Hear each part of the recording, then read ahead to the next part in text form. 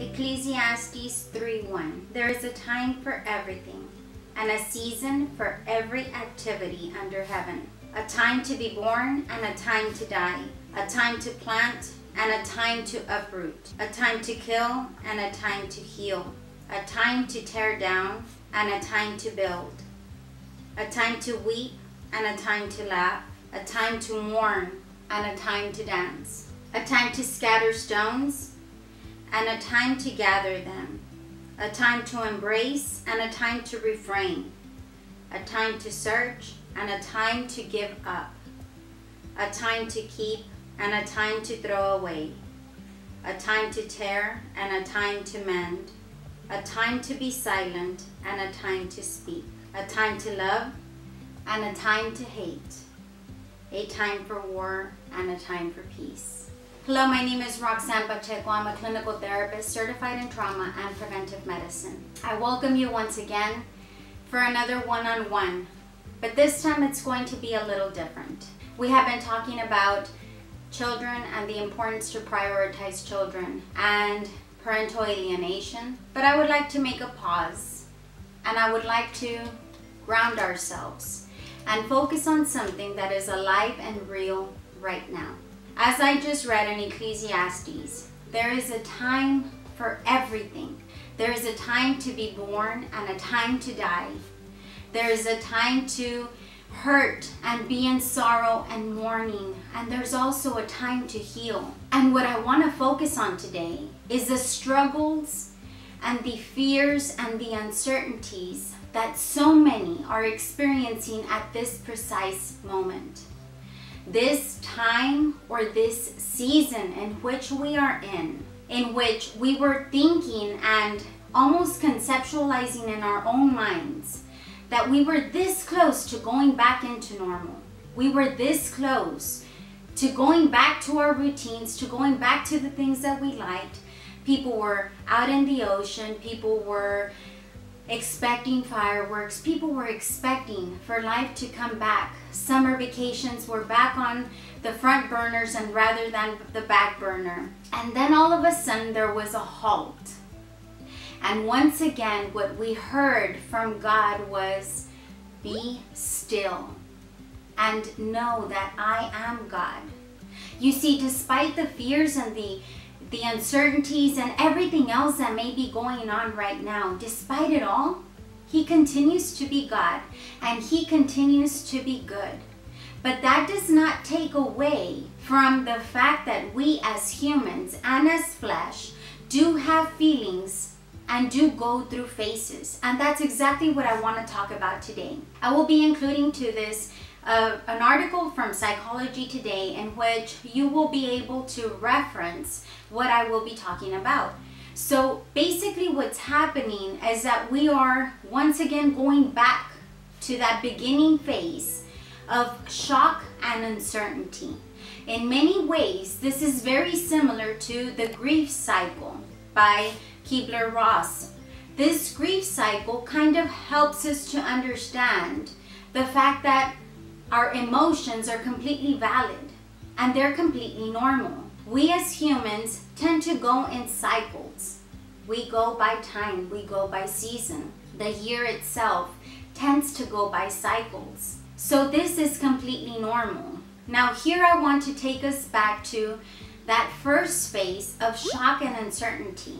Once again, because of what is happening around us in our community and the environment, we go back to a phase of shock and uncertainty because we do not know what is happening. Now, after this phase passes, we will begin to go into a hero mode or a hero modality. We want to help others. We want to do for others. We want to be present and we want to be doers of good.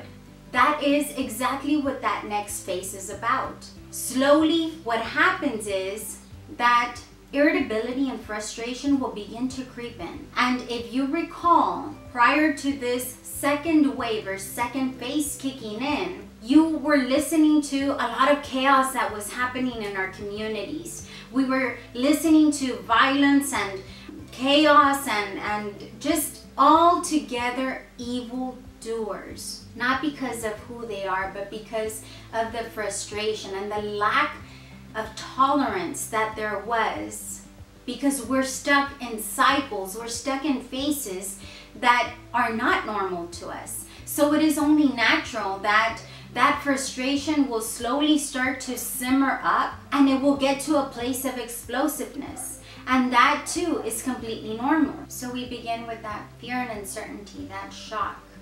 And slowly that progresses onto having that hero mentality that we've talked about. Slowly we go into that honeymoon phase where we are enjoying families, where we're enjoying what we are doing.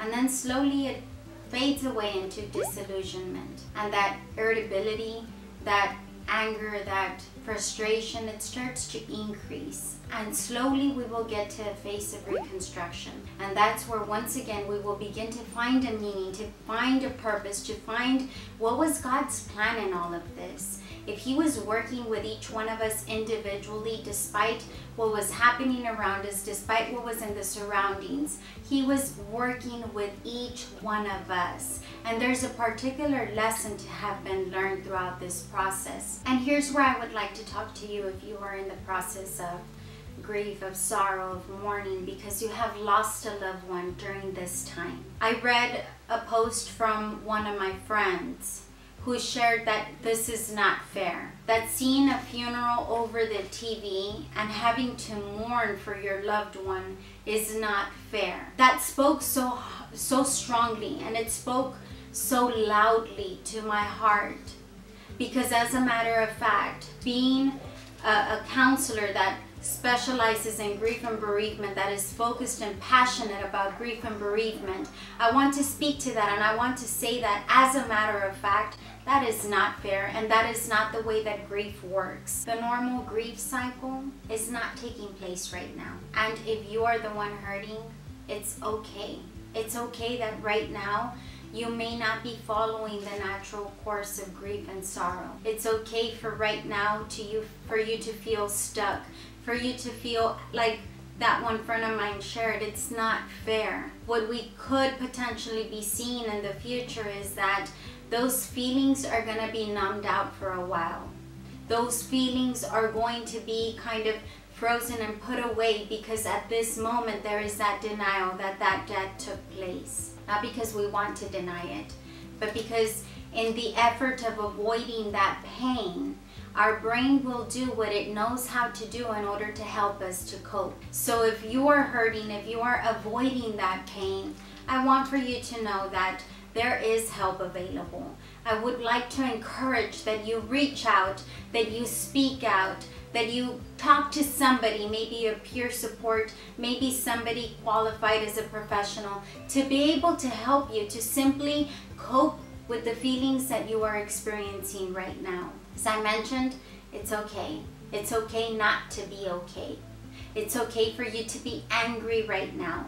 It's okay that even in your anger, you may reach out and you may say to God, how can you love me if this is what happened? If during this time I'm losing my loved one, I was not able to be present. I was not able to be there. They left alone. Nobody was with them. And in that anger, you may even be upset with God, because right now that's the only thing that may make sense to you. Believe me, God understands, and He is not going to be hurt because you're angry or upset. On the other hand, He's going to offer you that compassion, that peace that exceeds all understanding. He's going to fill in those places of your void, of where you're longing for that loved one. He is going to be there. And at some point, when finally your emotions thaw out, and you're allowing yourself to go through what would have been the normal course of grief. So we have, once again, the shock, the denial, we have the anger, the bargaining, then we go into depression, and slowly we start going into acceptance and a new life, a restructuring of what this new life looks like. When you are ready for that, I recommend that you will reach out, because this process might take a little bit longer for you. There is a saying that says, time heals all wounds. I, as a professional, highly, highly disagree with that saying. It is not time that heals wounds. It is God who heals your wounds when you finally allow yourself to go through that grief cycle. So for those that are frustrated with us once again going back into these phases, these seasons, and for those of you that are hurting because perhaps you lost a loved one, or perhaps you're afraid to lose a loved one, I extend to you my deepest regards, and I say to you that I am praying for you, and I am standing in that gap with you, believing that God will be enough, that God will meet us where we are, and that we will be able to get through this and become stronger and come out from this refined and with a new sense of purpose. As always, I say to you, trauma is real and so is healing. If you like this video, if it edified your life, or if it just brought comfort to your heart, give it a thumbs up, give it a like, subscribe to my channel, and share it with others that perhaps in this moment, in this season of our lives, are in need of a word of hope, encouragement, and healing. I look forward to seeing you next week for another one-on-one.